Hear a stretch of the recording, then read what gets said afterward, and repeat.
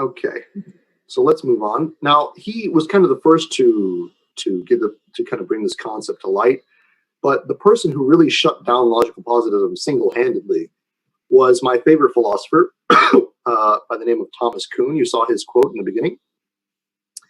And he is perhaps one of the most influential people in the world today. He died, of course, in very recently.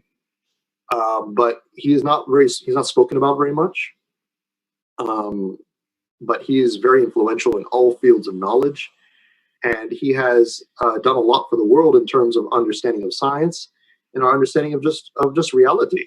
And he was a historian, but he came up with the scientific theory. And I'm just going to read his profile here. Thomas Kuhn, another American pragmatist who attended the same university as Quine and would subsequently be influenced by the latter, typo, advanced the idea of the holistic understanding of knowledge in his famous work, The Structure of Scientific Revolutions. And I believe in the introduction to this course, or this module, I gave this book as pre-reading material. Kuhn made three major points in his analysis of scientific history. The first is that science operates based on paradigms. Everyone in this room, I think, knows the word paradigm. Guess what? This guy, Thomas Kuhn, is the one who coined the term. He's the one who came up with the word. So you guys saying, oh, this is the paradigm, this paradigm. You see people in the media talking about paradigms. Him. He's the reason. Okay? The first is that science operates based on paradigms or holistic, culturally inherited theories that help us to make sense of experiences. So a paradigm is basically a worldview, like the Islamic worldview is a paradigm. Okay? The second is that most applied science that makes anything close to progress, what he calls normal science, is mainly about solving puzzles within a given paradigm. So what he says is that all the science we do today, like you see people doing experiments, they're operating by a certain paradigm. Okay, a certain paradigm about reality, certain paradigm, even like sub-paradigms, like a certain understanding of how physics works, right? Like today we have something called quantum physics. Scientists work within that paradigm of physics, okay? And he would say that these people are doing normal science. So they're working within this little paradigm. They're not challenging the paradigm, they're working within it. So all the experimentation, all the academic articles, all the research is done within a specific paradigm. Even in biology, evolution is what? It's not just a theory, it's also a paradigm.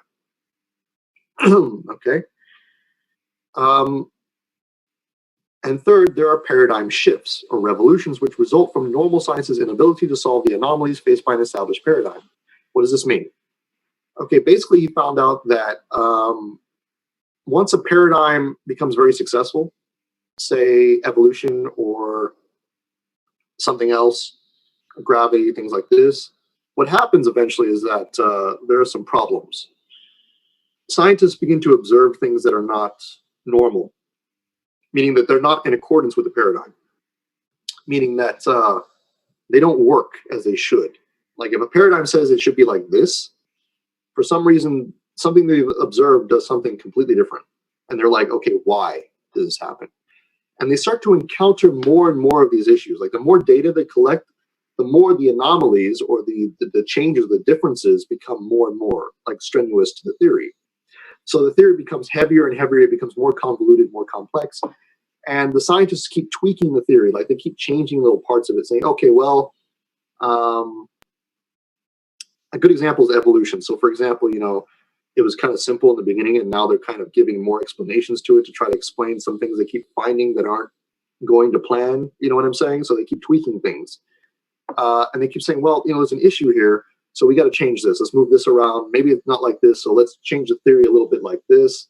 And this keeps going and going until finally somebody sits down and goes, hey guys, this is way too complex now, and I think it can be more simple than this. And they go, okay, here's a new paradigm. Boom. This is more simple. This solves all the problems. Let's switch to this.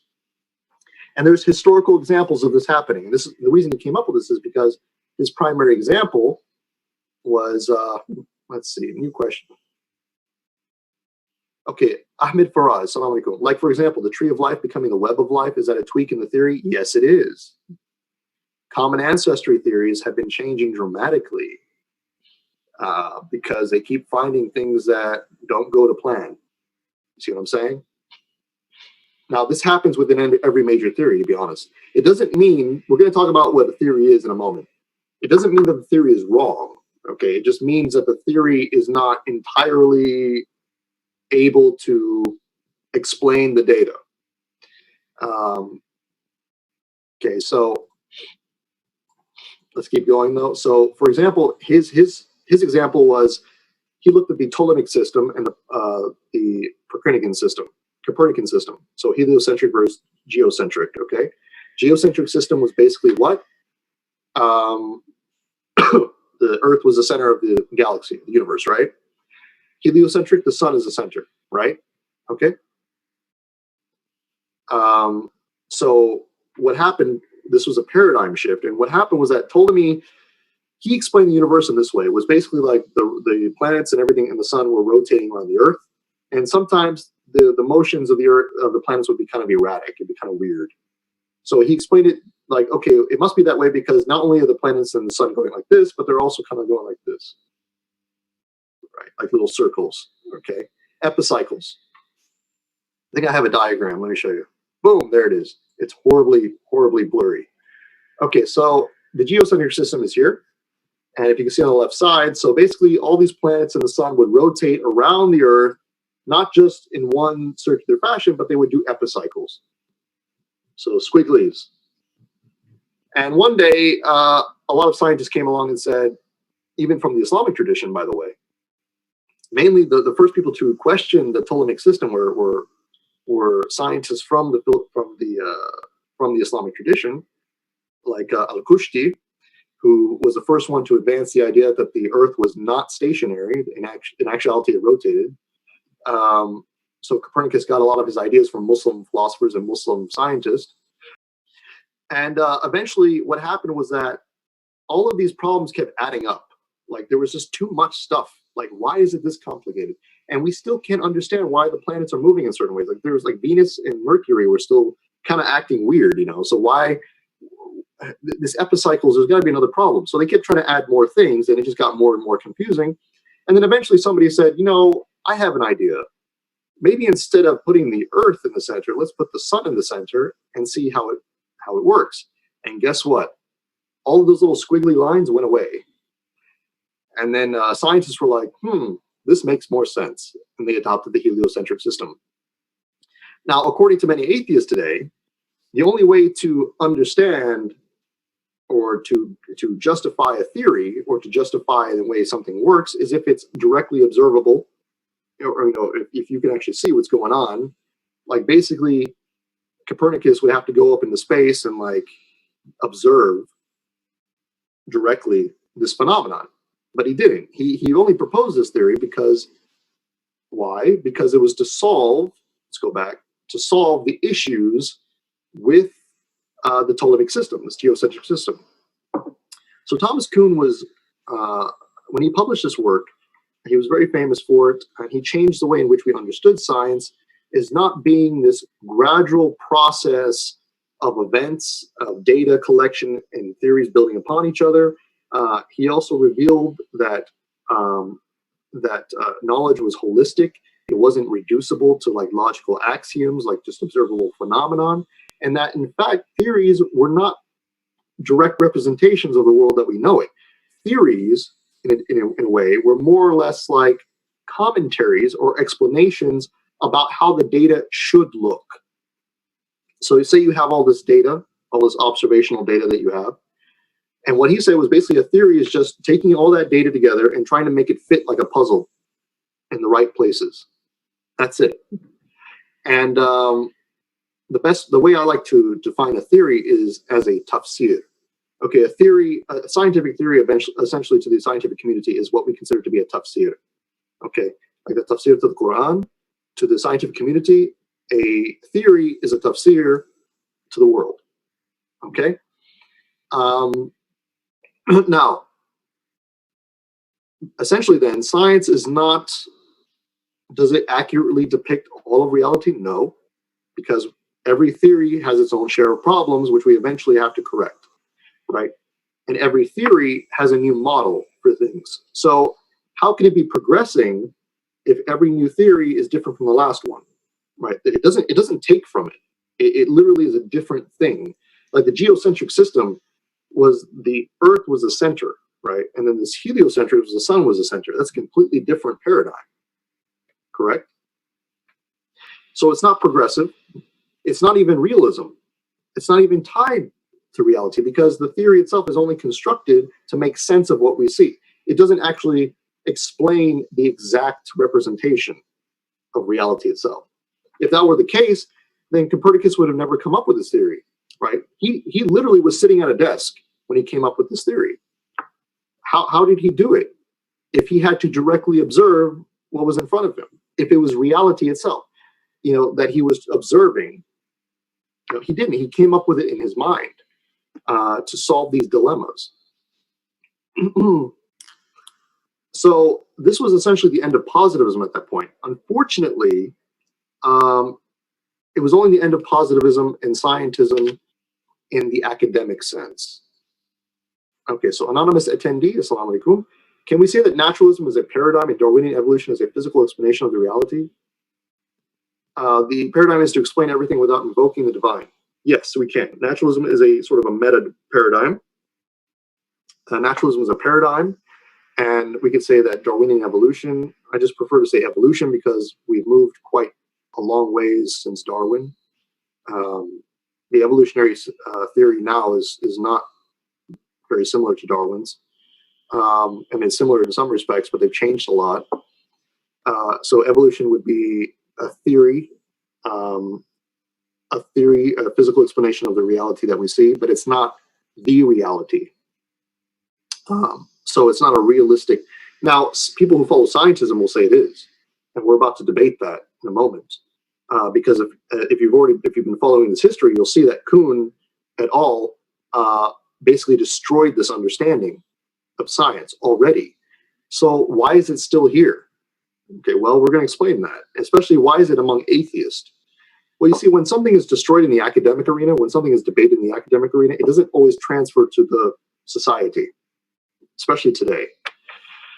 Not only that, but atheists were the first ones to sort of come back and revive scientism. And we're about to find out who did, who was the first one to do it. Okay, so let's see who's next. Antony Flew. Who knows Antony Flew? I'm sure a lot of you do. You might have read his books. He is a famous philosopher in the 1970s, atheist who became a deist because he believed in these so-called scientific miracles of existence that led him to believe in God. And he eventually wrote a book about it, and then he passed away in 2010. He was also a very charming individual, a very good person, a very good philosopher. But he came up with something very interesting. I don't know if you've heard all this, but you're about to find out. Oh, also, George Smith came after him. And then you have Sam Harris, Richard Dawkins, Christopher Hitchens, and Victor Stenger. So this is the Isnad. Okay? We're about to complete our Isnad, right? Antony Flew, possibly the most famous atheist of the 20th century, who would later eventually become a deist, was the first to construct the idea, yes, there is a God, was the name of Antony Flew's book. See, you guys know. You just never knew the history, huh? I'm connecting all the dots for you now. Before we go on, another comment, anonymous attendee. Can we still benefit from theories if they are not so definitive? Yes, of course. We can. Because the data itself is still true. What we observe is still a thing. How we interpret it is the issue. Okay.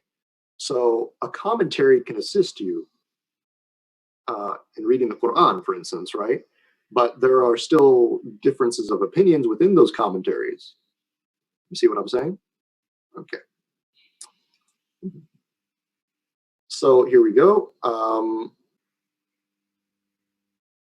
Let me continue reading with Antony Flew.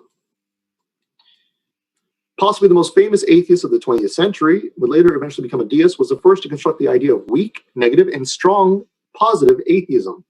the former of which he promoted as the presumption of atheism. And his reason for the construction of these labels are as followed. What the protagonist of the presumption of atheism, in my sense, wants to show is that the debate about the existence of God ought to be conducted in a particular way, and that the issue should be seen in a certain perspective. His thesis about the onus of proof it is up to the theist first to introduce and to defend his proposed concept of God, and second, to provide sufficient reason for believing that his concept of his does in fact have an application. Okay, translation. You know how atheists tell you today that they lack a belief in God? He's the one. He's the reason. He's the reason. He did not change. Another question. Did Flew change his mind on the presumption of atheism once he became a deist? No, he did not. In fact, he followed this presumption, and that's why he became a deist. I don't actually agree with the reason he became a deist, by the way. Just throwing it out there. But he was very consistent with his principles. As somebody who has studied the philosophy of science, we can discuss this at a later point. I am not a fan of believing in God on the basis of so-called scientific miracles. I think that is a false understanding of how to come to God's existence. That's all I'll say. We can discuss that at a later point, but I'm just giving you a clue as to right now, because if you understand what science is, you will not come to that conclusion. Right? Okay. We'll discuss that later. So anyways, he said that basically he came up with the idea of lacking belief in God. He said atheists don't, there are strong atheists, positive atheists who believe that God doesn't exist, but there are also weak or negative atheists like myself and other people, that's what he said, or most atheists, who just lack a belief. Therefore, the default position is atheism, and you have to prove to us that God exists. That's what Anthony Flew came up with. Okay, and he calls it the presumption of atheism. Now, another philosopher came along. Now, Anthony Flew, by the way, did not assume that the presumption could be met through science alone. He believed that philosophical inquiry or philosophical argument could also be used to prove God's existence. But somebody else came along, another philosopher who followed his lectures, and decided to revive scientism as a result of this. His name was George Smith. He's not very well known, but he's the reason for everyone else below him. Okay? George Smith, another atheist philosopher who was influenced by Anthony Flew's new understanding of atheism, would advance the latter's ideas in such a way that he would provide the foundation for contemporary atheist thought. If you want to know why contemporary atheists believe what they believe today, he's your man. He's not, like I said, he's not well known, but I have searched far and wide for the persons who gave, for the people who gave the ideas to Sam Harris, Richard Dawkins, etc., and this is him. Okay. Like I said, this is why you should study history and the philosophy of idea and philosophy of history and things like this, because then you can figure out where these ideas are coming from. Where Flew might accept philosophical argument to oppose his presumption of atheism, Smith believed that it was impossible to do so, and I quote from his book, Atheism, the Case Against God, probably his only published work. Naturalism has the priority over supernaturalism, not because it is the more economical of two explanations, but because it is the only framework in which explanation is possible. The contest between naturalism and supernaturalism is not a battle between two rival modes of explanation. Naturalism is the only context in which the concept of explanation has meaning. What does that sound like? Logical positivism. But instead of saying that the statement has no meaning until it's empirically verified, what he's saying is what? An explanation has no meaning unless it's empirically verified. Abdullah Rahman, salam alaikum. What does lacking a belief even mean? That's a good question. What does lacking a belief mean? To give you a brief, lacking belief can be meant in two ways. A lack of belief can be meant as having no awareness of the belief whatsoever, like being a rock or a tree, or being a baby even. I mean, even the babies have fitra, but they don't really comprehend God. You know, they don't understand what that means. They have an inclination towards it, but they don't, you know, a baby's born, they don't understand God like we do. Or a lack of belief can mean that I just don't believe it because I don't have a reason to. A suspension of judgment is usually how atheists refer to as is. A lack of belief is a suspension of judgment, like I just don't know. So, you know, like if I say I don't know, basically it's their way of saying I don't know, is I lack a belief. It can be used as a defense mechanism. Now, if you want to get really deep into it, so Abu Faris, salam alaikum. What are your views on negative atheism as an intellectual position? Does it have intellectual cogency, or is it simply an obfuscation? It is a position in the sense of being a state of being, but not as in like a proposition itself. And I was about to explain what I mean by that in a moment. So, for example, if I lack a belief in God, there has to be a reason for that, right? Not just because I'm unaware, because I'm obviously aware of God or the concept of God if I say I lack a belief in God, right? So what does it mean to lack a belief in that sense? It means that, well, I don't have evidence or I don't have a reason, right? So there, now you're seeing positive beliefs. It's no longer a negative belief. Now it's a positive. So the lacking itself might be negative, but the positive aspects, there are positive aspects behind it. You can't lack something without having a reason for it, right? Like if I say I lack a belief in Bigfoot, and somebody says why, I'm going to tell you, well, I don't have evidence. There's no reason for me to, right? But then you can ask other questions. Well, what do you mean by evidence? What do you mean by reason, right? Lacking a belief doesn't make you rational by default. And I wish, actually, I had a video I was going to show you, but I thought it would take too long. And I've been talking so much, taking up so much time, so we're not going to see it anyway. But let me give you an example.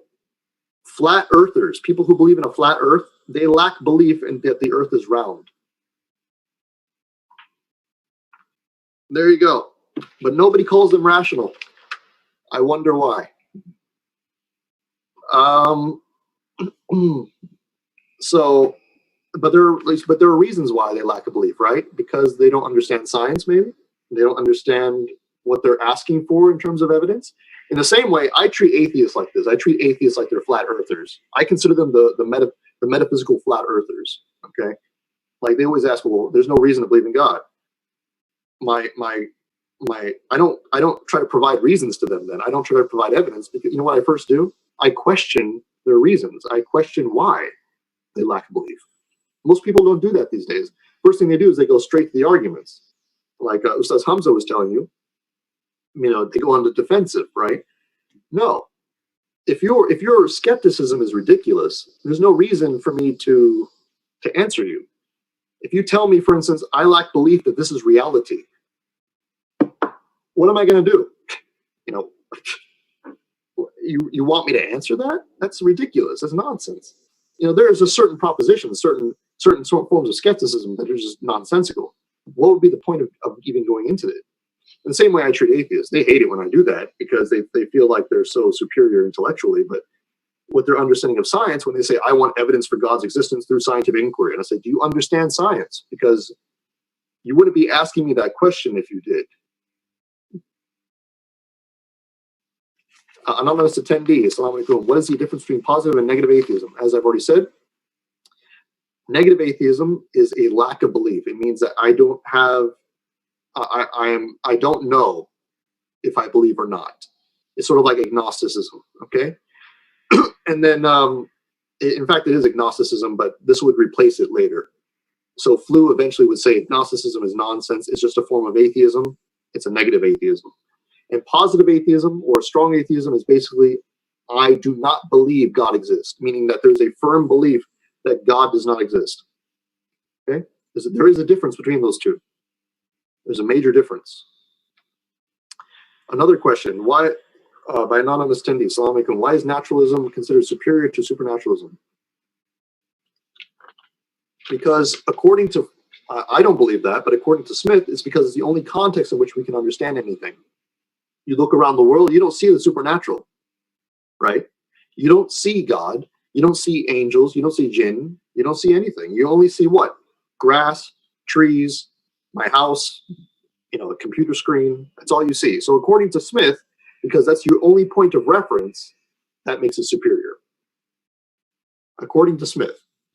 Now, I actually have arguments against Smith's arguments, more detailed ones on my website, asadullahali.com. You can go on there and find my article. I probably link it later in the course module introduction. I didn't think we were going to get into the discussion, but where I basically show why his argument is false. I go into more detail and I prove that it's wrong. And I'll give you a concise format here. Basically, he says that because this is the only context in which we live, that we can't presume that there's a God, right?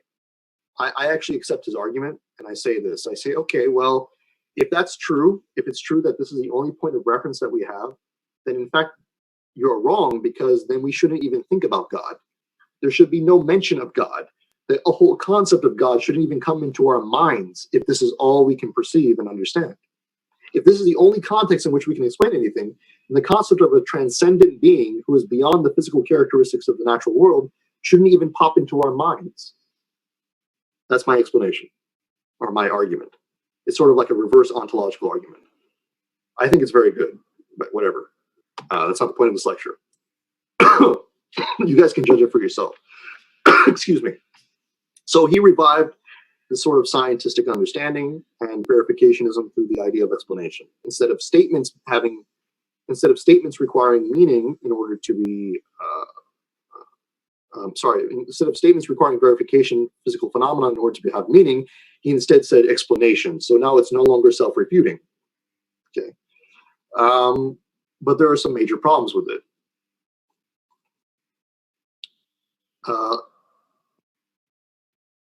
Anonymous attendees, do you believe atheists actually exist, or do you believe they don't exist in the true sense? I believe that everyone's upon the fitra. So I believe that atheists are going through cognitive dissonance. And in fact, this is a proven fact. If you look up any study on the nature of belief today, there are only two types of people who are atheist in the explicit sense. One, normally mentally healthy individuals who continuously reminded of the natural inclination to believe that there's purpose and design in the world. Okay, the atheists will complain themselves about this.